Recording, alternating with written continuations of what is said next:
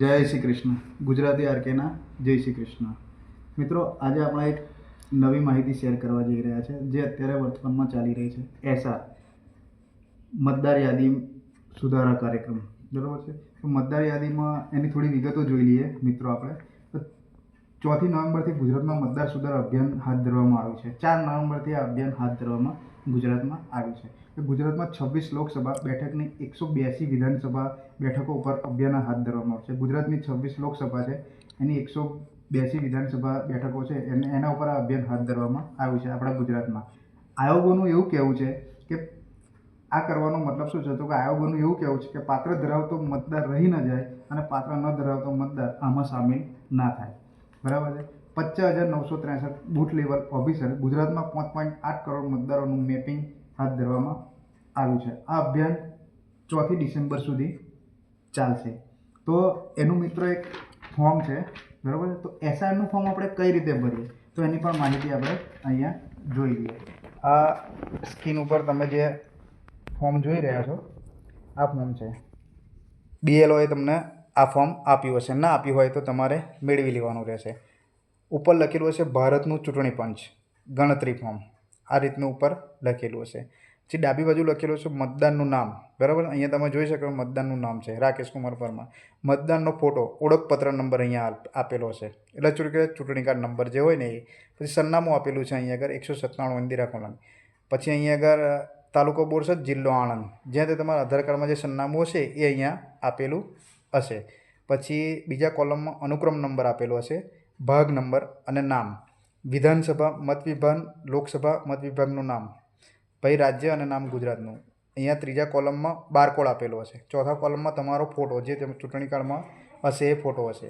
અને અહીંયા પાંચમા કોલમમાં તમારે તાજેતરનો ફોટો અહીંયા લગાવવાનો રહેશે. જે વ્હાઇટ બેકગ્રાઉન્ડવાળો ફોટો હોય તો વધારે સારું, એટલે તાજેતરનો જે તમે ફોટો આપશો અહીંયા તમારે લગાવવાનો રહેશે. પછી આપણે નીચે આવીએ તો કે ફોર્મ કઈ રીતે ભરવું. તો પહેલી જ લાઇનમાં લખેલું હશે જન્મ તારીખ, દિવસ, મહિનો અને વર્ષ. તો તમારે અહીંયા તમારી જન્મ તારીખ દર્શાવવાની, જેમ કે અહીંયા દર્શાવેલી છે 9/10/1985, બરાબર. આ જન્મ તારીખ છે, આવી રીતે તમારે જન્મ તારીખ લખવાની. બીજા નંબર પર છે આધાર નંબર, વૈકલ્પિક છે. જો તમારે દર્શાવવો હોય તો દર્શાવવાનો, ના દર્શાવવો હોય તો જરૂરી છે ને, એ વૈકલ્પિક છે. પછી અહીં મોબાઈલ નંબર, જે તમારે ફરજિયાત દર્શાવવાનો છે. તમારો જે મોબાઈલ નંબર હોય એ હાલની તારીખમાં જે ચાલુ હોય, એક્ટિવ મોબાઈલ નંબર હોય એ તમારે અહીંયા લખવાનો રહેશે. પછી આ નીચે કોલમમાં છે પિતા વાલીનું નામ, જે તમારા પપ્પાનું નામ આવશે. તમારે આખું લખવું હોય તો પણ ચાલશે અને કાંતિભાઈ પરમાર લખો તો પણ ચાલે. પછી વાલીનો મતદાર ઓળખપત્ર નંબર જો ઉપલબ્ધ હોય તો, જો તમારી પાસે ઉપલબ્ધ હોય તો અહીંયા તમારે લખવાનો, ના ઉપલબ્ધ હોય તો કોઈ જરૂર છે નહીં. પછી માતાનું નામ, તમારી માતાનું જે નામ હોય એ અહીંયા તમારે લખી દેવાનું. પછી માતાનો મતદાર ઓળખપત્ર નંબર જો ઉપલબ્ધ હોય તો અહીંયા તમારે લખવાનો, ના ઉપલબ્ધ હોય તો નહીં. પછી જીવનસાથીનું નામ જો લાગુ પડતું હોય તો અહીંયા જીવનસાથીનું નામ તમારે લખી દેવાનું. જીવનસાથીનો મતદાર ઓળખપત્ર નંબર જો ઉપલબ્ધ હોય તો તમારે જીવનસાથીનો ઓળખપત્ર નંબર અહીંયા આગળ લખી દેવાનો છે. હવે આ જ માહિતી જો લેડીઝને ભરવી હોય અને લેડીઝ જે પરણિત હોય કે અપરણિત હોય, જો અપરણિત પહેલાં હોય, લગ્ન પહેલાં જો ચૂંટણી કાર્ડ નીકળેલું હોય, બરાબર છે, તો અહીંયા લગ્ન પહેલાં નીકળેલું હોય તો પહેલાં એની જન્મ તારીખ લખી દેવાની. પછી એનો આધાર વૈકલ્પિક નંબર દર્શાવવો હોય તો દર્શાવવાનો, લેડીઝો માટે છે. પછી મોબાઈલ નંબર લખી દેવાનો. પછી પિતા વાલીનું નામ, તો જો મેરેજ પહેલાં નીકળેલું હોય તો એ વાલીનું નામ એ અહીંયા આવશે, એટલે એના પિતાનું નામ આવશે, બરાબર. પછી વાલીનો મતદાર ઓળખપત્ર નંબર જો એની પાસે ઉપલબ્ધ હોય. માતાનું નામ તો એની માતાનું નામ આવશે, અહીંયા સાસરીનું નહીં. અને જો સાસરીમાં આવ્યા પછી ઓળખપત્ર નીકળેલું હોય તો પાછળ એ લોકોનું નામ છે. જીવનસાથીનું નામ અહીંયા આગળ આવશે અને જીવનસાથીનો મતદાર ઓળખપત્ર નંબર આવશે. તો આ રીતે આપણે આ ઉપલું કોલમ અહીંયા પૂરું થાય છે, બરાબર. પછી નીચે કન્ફ્યુઝન આવે છે કે ડાબી બાજુ અને જમણી બાજુ, બરાબર છે. ડાબી બાજુ અને જમણી બાજુ બે કોલમ આલેલા હોય છે. તો આ કોલમ કોને ભરવું ને આ કોલમ કોને ના કરવું. તો 2002માં જેનું નામ મતદાર યાદીમાં છે એમણે આ કોલમ ભરવાનું. અને જમણી બાજુ જે છે એ 2002ની યાદીમાં જો નામ ના હોય તો તમારે આ કોલમ ભરવાનું છે, બરાબર. જો તમારે 2002ની યાદીમાં આ નામ હોય તમારા મતદાર યાદીમાં તો આ કોલમ ભરવાનું. એમાં મતદારનું નામ, તો મતદારનું નામ જે હોય એ અહીંયા લખવાનું.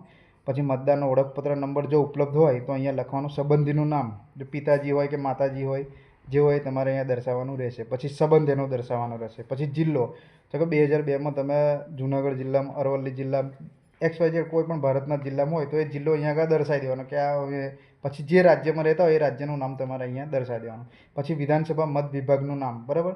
આ તમને ખ્યાલ ના આવે વિધાનસભા મત વિભાગનું નામ તો તમારા ઉપર BLOનો નંબર આલે છે એનો કોન્ટેક્ટ કરવાનો. પછી વિધાનસભા મત વિભાગ નંબર, પછી અહીંયા ભાગ નંબર અને અનુક્રમ નંબર, આટલી માહિતી તમારે અહીંયા ભરી દેવાની. અને જો તમારું નામ ના હોય 2002 પહેલાં તો તમારે આ ફોર્મ ભરવાનું, એમાં અહીંયા નામ ભરી દેવાનું, બરાબર. નામ છે કાંતિભાઈ પરમાર. મતદાર ઓળખપત્ર નંબર જો ઉપલબ્ધ હોય તો લખવાનો, ના હોય તો નહીં. સંબંધીનું નામ તો કે અહીંયા તમારા ફાધરનું નામ લખો મિત્રો તો અહીંયા ભૂલ નહીં કરવાની, અહીં તમારા દાદાનું નામ આવશે, બરાબર છે.